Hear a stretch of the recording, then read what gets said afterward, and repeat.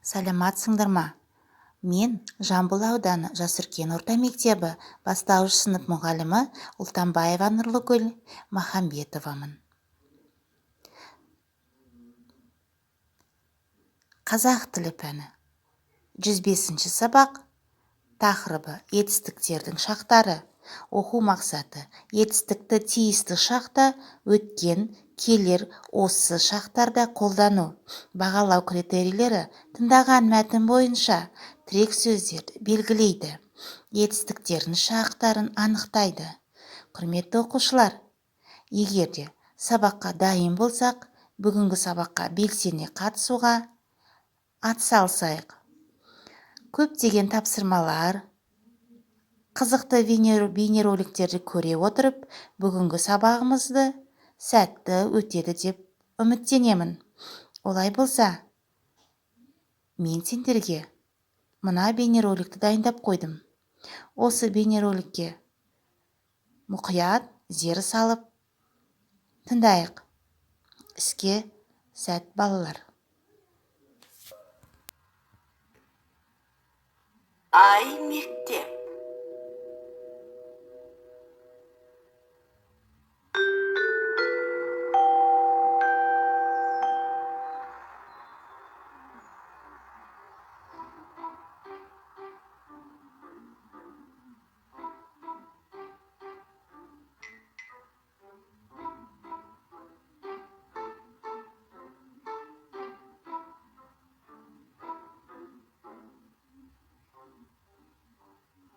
Алан аға, сіз ылғи осы дәптерге не жазып отырасыз? Болма? Бұл күнделік. Қойыңызшы, күнделік ондай болмайды. Міне, мынадай болады. Иә, ол оқушы күнделігі. Онда сабақ кестесі, үй тапсырмасы, алған бағалар жазылады.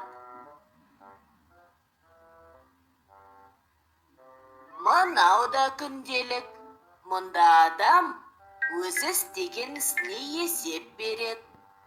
Алдағы ісін жоспарлайды. Ол не үшін керек? Біріншіден, өзіңді тәрбиелеуге. Екіншіден, уақытты тиімді пайдалануға. Үшіншіден, жазып үйренуге. Сонда қалай? Қара, мен саған түсіндірейін. Күнделікті әркім әртүрлі жазады. Мен мынадай кестеге 3 жаққа бөліп жазғанды ұнатам. 3 жаққа? Шақ, уақыт деген сөз. Адам әрекеті істеген уақытына сәйкес 3 жақта айтылады.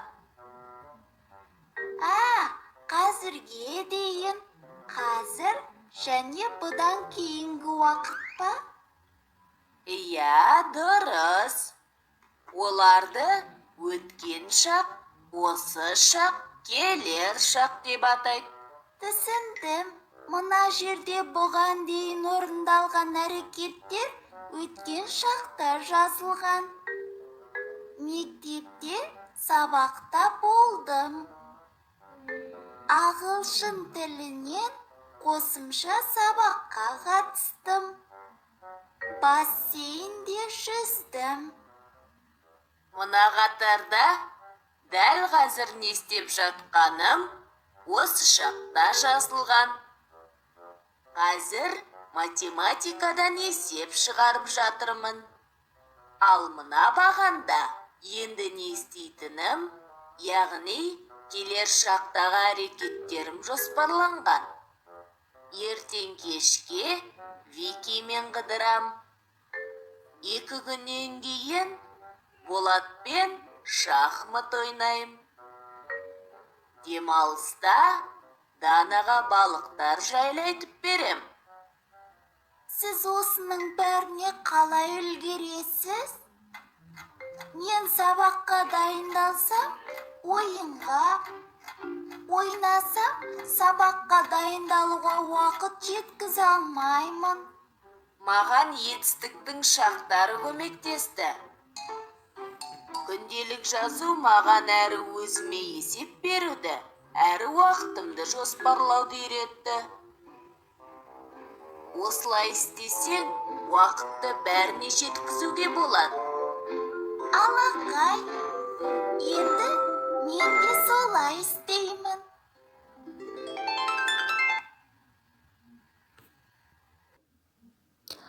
Келесі тапсырма бағдаршам әдісі. Етістіктерді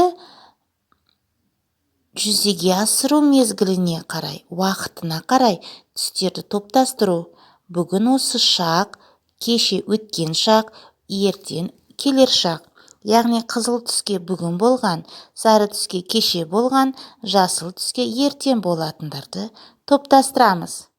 Ұшып барады, ұшты, ұшады.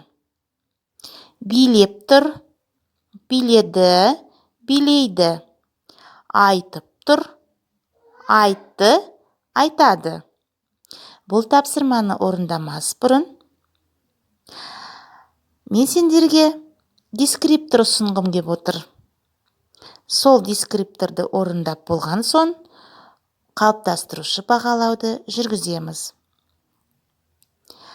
Іс-әрекетті жүзеге асыру мезгіліне қарай топтастырады, қорытынды жасайды, ережені анықтайды. Олай болса, осы дескрипторды назарға алып, тапсырманы орындаймыз. Қайталаймын. Іс-әрекетті жүзеге асыру мезгіліне қарай топтастырасыңдар және қорытынды жасап, ереже шығарамыз.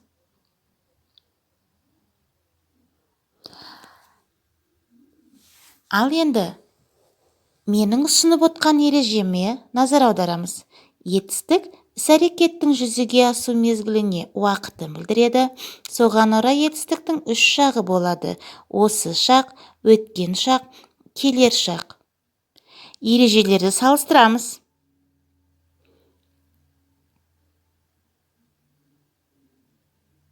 Және де менімен бірге қайталаймыз.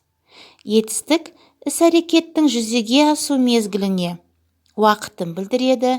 Соған орай етістіктің 3 жағы болады. Осы шақ, өткен шақ, келер шақ.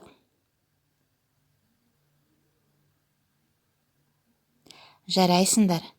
Енді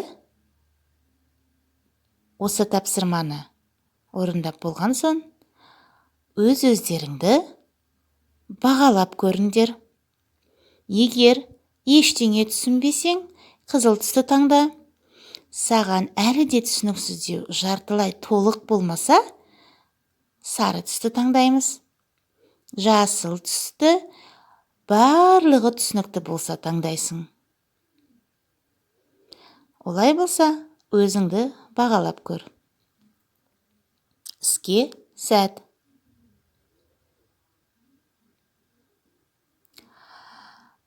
Есіңде сақта, менімен бірге қайтала.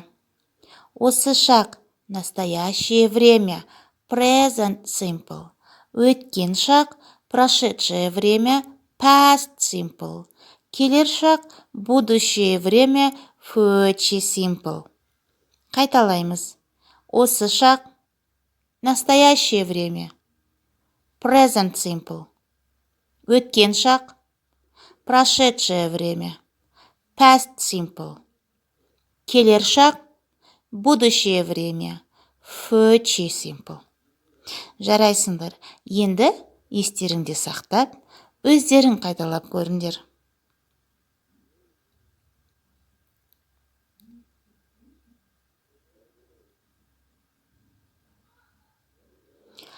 Өте жақсы.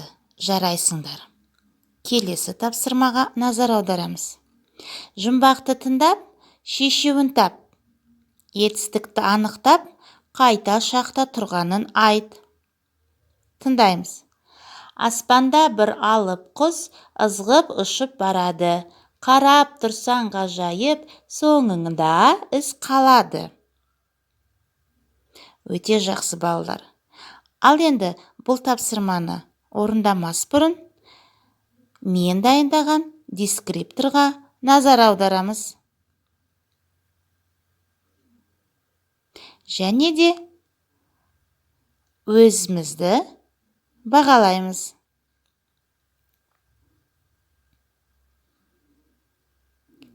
Тағы қайталаймын. Аспанда бір алып құс ызғып ұшып барады. Қарап тұрсаң ғажайып, соңында із қалады. Дескрипторы жұмбақтың шешуін табады, етістікті анықтайды. Етістікті қай шақта тұрғанын айтады. Қайталаймын. Жұмбақтың шешуін табады, етістікті анықтайды, етістікті қай шақта тұрғанын айтады. Іске сәт балалар. Бәріміз орындаймыз.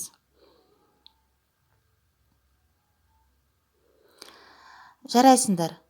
Келесі кезекте 79 беттегі 4-ші жаттығу. Келесі кезекте суреттегі зат атауларына іс-әрекеттің үш жақта болатынын білдіретін сөйлемдер құрау. Сөйлемнен етістікті үш жақта жазып шық. Тағы қандай етістік жазуға болады? Толықтыр. Бұл тапсырманың дескрипторы, құрметті оқушылар, суреттегі зат атауларына қарап, сөйлем құрастырады. Сөйлемді құрау барысында етістіктің үш жақтарын орынды жазып шығу керек екен. Қайталаймын. Суреттегі зат атауларына қарап сөйлем құрастырау. Сөйлемді құрау барысында етістіктің үш жақтарын орынды етіп жазып шығу. Олай болса, іске сәт. Дайын болсақ, суреттерге назар аударамыз. Гүл, әнші, доп, оқушы, биші, ит. Қайталаймын. Гүл, әнші, доп, оқушы, биші, ит.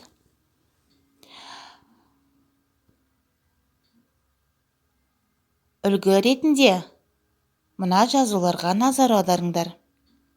Доп ұшып барады. Қай шақта? Әрине осы шақта. Доп ұшты. Қай шақта? Әрине өткен шақта. Доп ұшады. Қай шақта? Әрине келер шақта. Қалған бос орынды өздерін толтырып жазып шығыңдар. Іске сәт. Бұл тапсырманы де жоғары деңгейде орындап шығады деп үміттенемін. Орындап болсаңдар, мына суретте өздеріңді белгілеңдер. Өз-өзімізді бағалаймыз.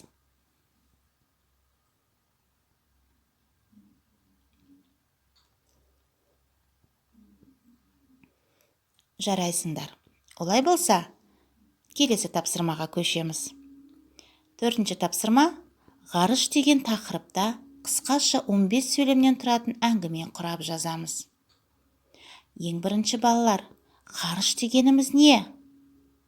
Ғарыш туралы қай сабақта біз ақпарат алып едік, танысып едік? Есімізге түсіреміз. Және де бұл тапсырманы орындамас бұрын мен сендерге бұл тапсырманың дескрипторын ұсынғым кеп отыр.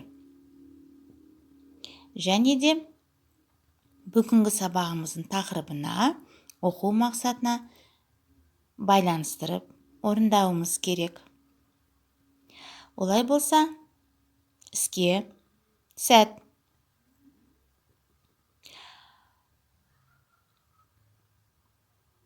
Дескрипторға назар аударамыз.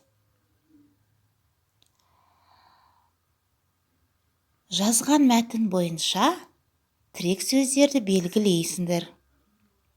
Етістіктерін шақтарын анықтайсыңдар. Қайталаймын.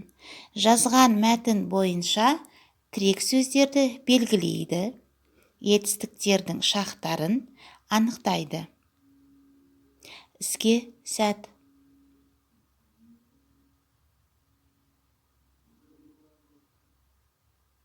Жарайсыңдар. Бүгінгі сабағымыздың соңы таяп қалды балалар. Үйге тапсырма аламыз.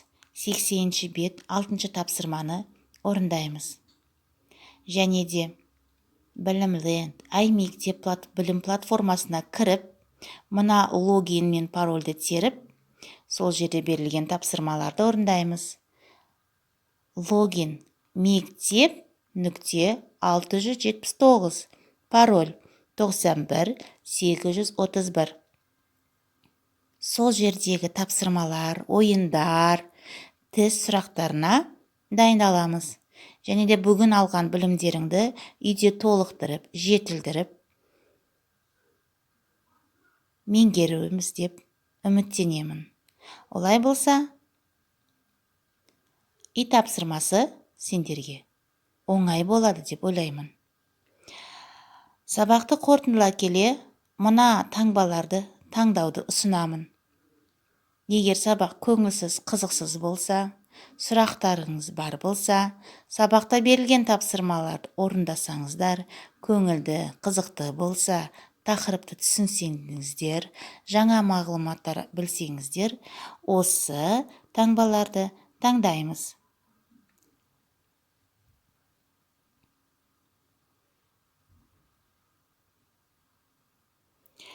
Жарайсыңдар.